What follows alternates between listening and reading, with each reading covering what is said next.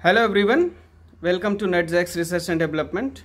Today we are going to discuss one important aspect of polity, that is political theory and political philosophy. Political theory or political philosophy is such a subject which is very useful and taught to students at UG level, PG level, and it is useful in research and further studies and teaching. Therefore, no student of political science can afford to ignore study of political theory, understanding of political theory. It is a foundation. It is the wheel without which no vehicle of political science study can move further. Therefore, I advise all of you to understand political theory very carefully. There are a lot of good materials available in the market which you can read, refer, good videos, not just mine, but there are several scholars who have uploaded good content. You should listen to them repeatedly and understand each and everything carefully. Now let's begin.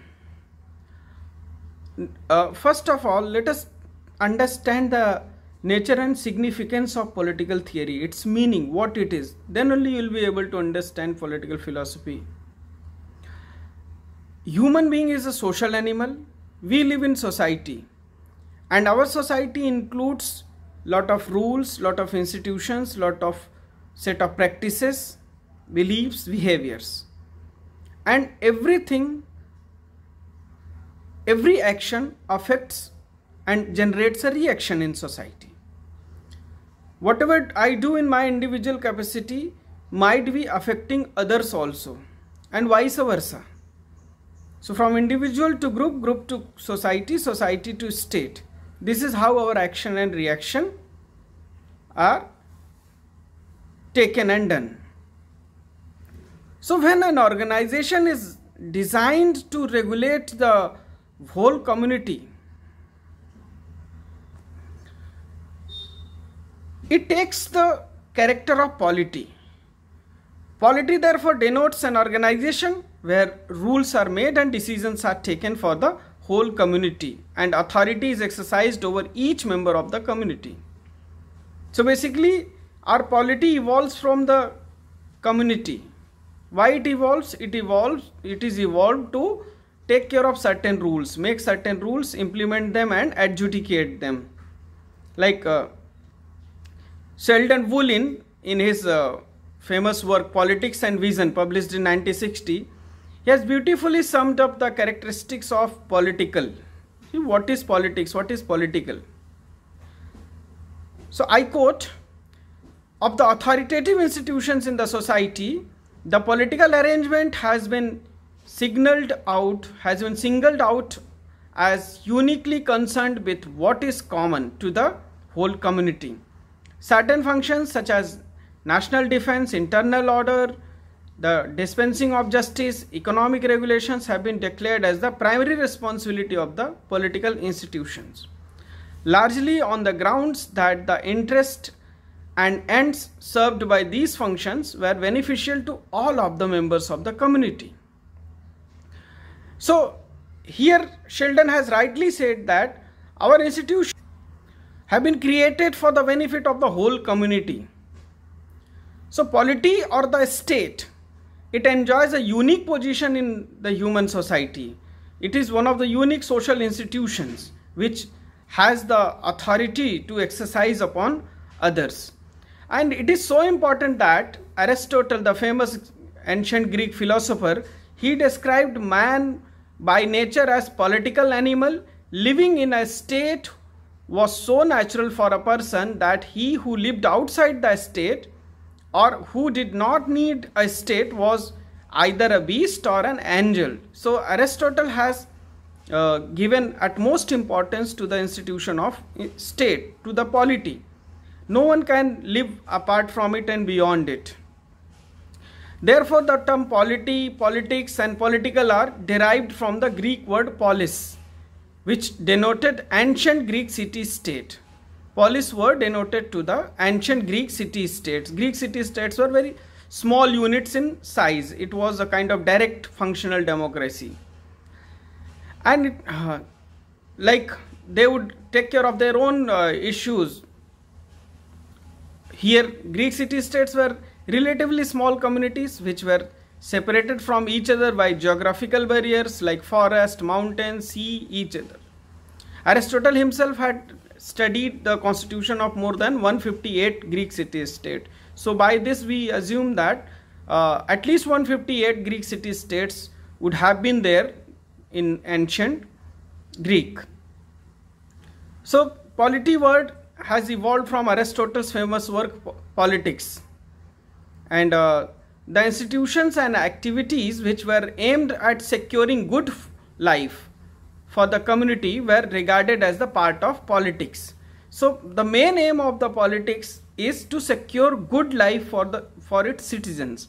Now the term good life is an abstract idea, an abstract term. It varies from time to time, it differs, its definition, meanings and significance differs from era to era, time to time. It cannot have same meaning in 21st century what it had in 3rd century AD. But what is common thread? Common thread is that the good life is the ultimate objective of the state, securing good life to its citizens. Thus the decision taken by cabinet and parliament, election campaigns and in public spheres and other activities of political parties, people's movements seeking change in law and public policy, all this belongs to politics.